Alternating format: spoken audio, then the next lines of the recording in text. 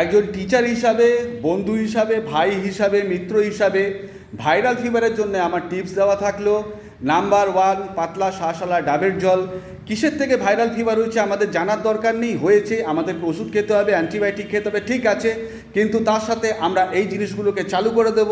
দুদিনের মধ্যে জ্বর পালাতে কিন্তু বাধ্য হবে। এক নাম্বার পাতলা শাঁসওয়ালা ডাবের জল, দু নম্বর হচ্ছে সজনে ডাঁটা, তিন নম্বর জ্যান্ত মাছের ঝোল হলেও ভালো। চিকেন খাবেন অবশ্যই হালকা করে রান্না করে।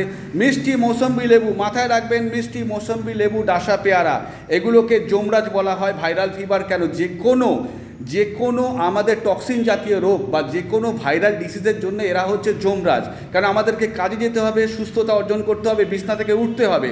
সুতরাং জ্বর আমাদের হয়েছে, ঠিক আছে, আমরা মেনে নিয়েছি। কী কারণে হয়েছে আমাদের জানার দরকার নেই।